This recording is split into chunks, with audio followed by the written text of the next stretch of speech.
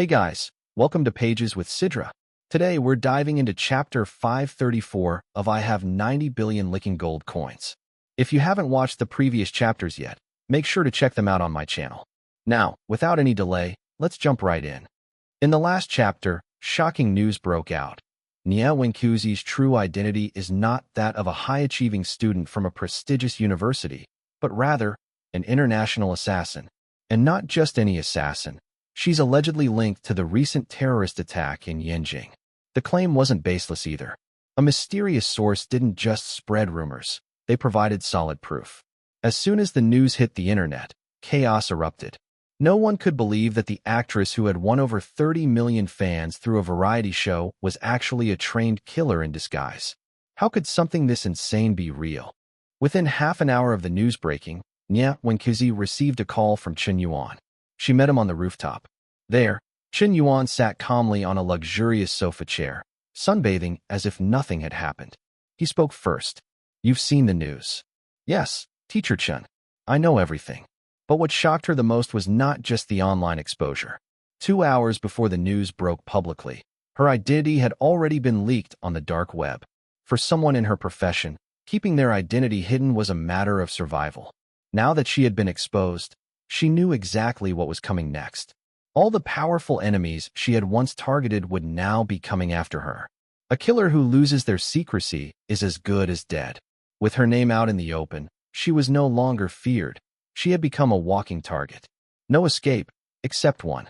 Nia Wenkuzi had long expected this day would come. The Skull and Bones Society no longer dared to send assassins into Duntian New City, but now that global tensions were rising, they had a new way to get rid of her. They wouldn't need to kill her themselves. Now that her identity was exposed, someone else would do the dirty work for them. And even if no one else made a move, Huaxia's authorities wouldn't let her roam free either. Just like that, Nia Wenkuzi had been backed into a corner. So, Qian Yuan asked, staring at her with piercing eyes, "Are you willing to submit to me?" She hesitated for only 3 seconds. Then, with unwavering determination, she nodded. "I am willing." She had already made up her mind before coming here. Qian Yuan was her only way out. She never actively sought him out, and he never revealed her secret. But both of them had known this moment would come sooner or later. A new identity and a shocking gift. Qian Yuan nodded in approval. "Good. Since you're mine now, you'll need to disappear for a while." He gestured toward a box at her feet. "I can erase all the negative news online, but your identity has been leaked. You can't stay in the entertainment industry for now. In that box, you'll find 3 custom-made human skin masks. They will allow you to completely change your appearance." He continued, "I've also arranged for 3 new identities, each with official passports. With these, you can walk in broad daylight without fear." But that wasn't all. Qian Yuan's next words completely stunned Nia Wenkuzi. "There's also a black card in that box. It contains $100 billion in liquid assets. Use it to build your influence in the United States. Buy up assets, establish your power, and infiltrate the Skull and Bones Society. If possible, I want you to become one of their core members." The moment he finished speaking, Nia Wenkuzi froze. $100 billion. That was nearly 725 billion in Huaxia currency. Too ridiculous. Too extravagant. She had suspected Qian Yuan had the ability to create disguises, but this was beyond anything she had imagined. An impossible mission. Nia Wenkuzi was still in shock. She had just defected from the Skull and Bones Society, a traitor marked for execution by their top leaders. And yet, Qian Yuan wanted her to turn around, walk right back in, and infiltrate their core ranks? With $100 billion as her backing? Is this some kind of ultimate mission impossible? She muttered to herself. Still skeptical, she pulled out her phone and checked the balance on the black card. And there it was, $100 billion. Her hands trembled. Even as the world's top assassin, she had never seen this much money in her entire life. She turned to Qian Yuan, her voice slightly shaky. "Mr. Qian, are you really entrusting the full $100 billion to me?" His response was calm and unwavering. "I don't doubt the people I hire. That's my principle. Take it. It's only $100 billion.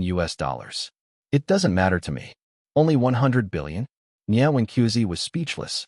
Even the highest-ranking members of Skull and Bones wouldn't dare to say something like that. In this moment, she finally realized. Compared to Dong Xin Yaozuan's monstrous combat power, Qin Yuan's financial power was equally terrifying. With money alone, he could turn the world upside down. Of course, $100 billion was an astronomical sum no matter where you were.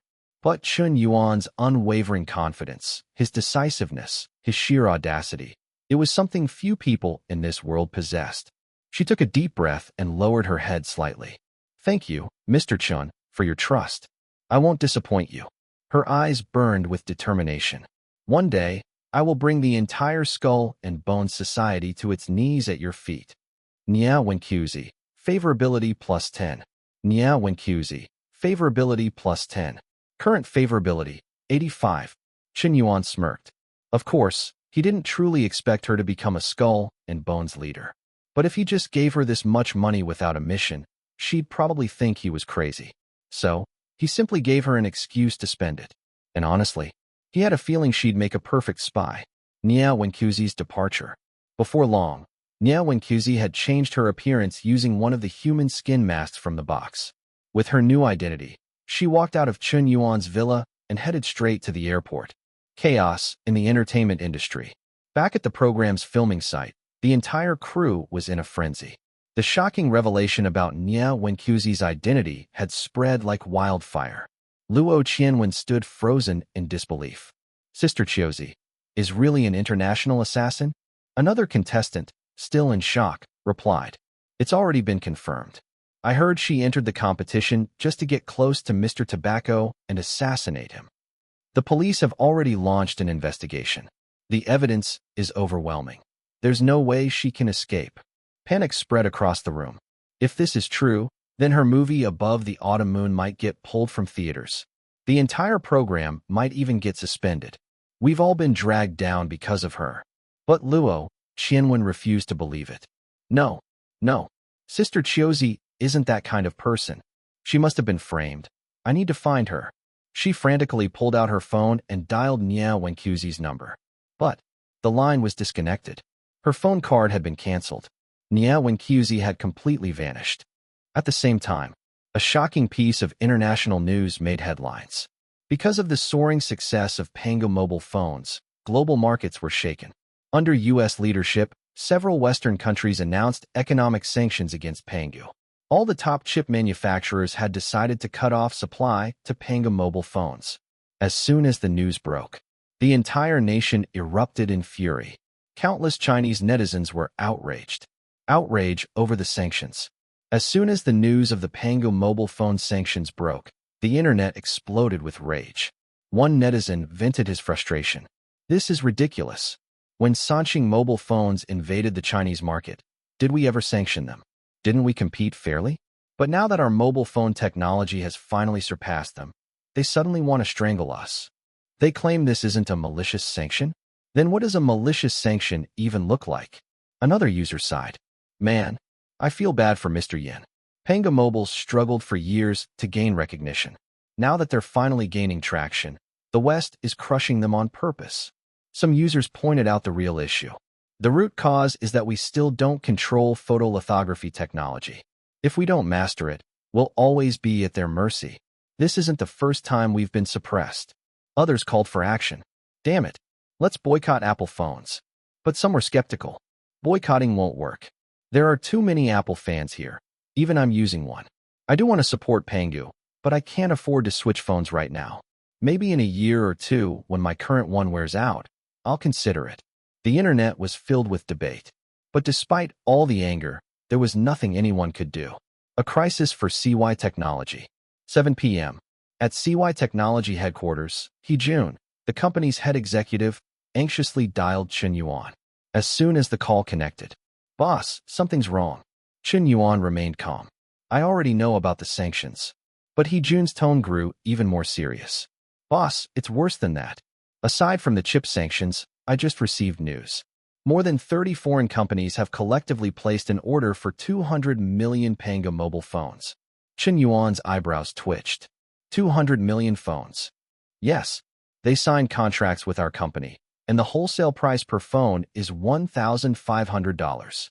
Qin Yuan's eyes narrowed. That meant a total order of 300 billion US dollars. A massive deal. But Jun's voice turned grave. Boss, the problem is, we only have enough chips for 1 million units. We're being set up. If we fail to deliver on time, we'll have to pay double compensation. Qin Yuan's gaze darkened. What's the longest delivery deadline? 6 months. Qin Yuan's lips curled slightly. Half a year? That's plenty of time. But Jun wasn't convinced. Boss, this isn't just about production speed. The sanctions mean we won't get any more chips. This contract is a trap. Someone from inside our company must have been bribed to sign this deal on purpose. His voice was filled with frustration. If I had known earlier, I would have stopped it immediately. But now, the contracts are legally binding. If we fail to deliver, we'll owe hundreds of billions in compensation. And if we can't pay, our company's shares will be seized as collateral, meaning CY technology will be handed over to foreign investors. Qin Yuan's expression remained cold and calculating. A deliberate scheme. The pieces clicked together. They had dug a deep hole. 1. Impose chip sanctions on Panga phones. 2. Bribe insiders at CY Technology to sign a massive, impossible contract. 3. Ensure CY Tech fails to deliver. 4. Legally seize the company's shares through compensation claims. A perfectly calculated corporate takeover. Qin Yuan let out a short chuckle. How bold. They wanted to force him to make money he didn't even want to make. A fortune beyond spending. At this point, Qin Yuan had made so much money that he couldn't even spend it all in a lifetime.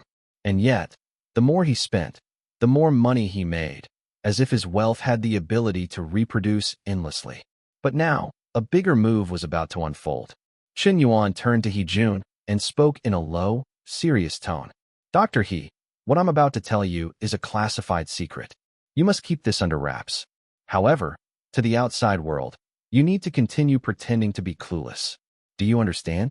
Jun straightened up immediately. Understood, boss. Please tell me. What Qin Yuan said next shook him to his core. A shocking revelation. We have independently developed a lithography machine.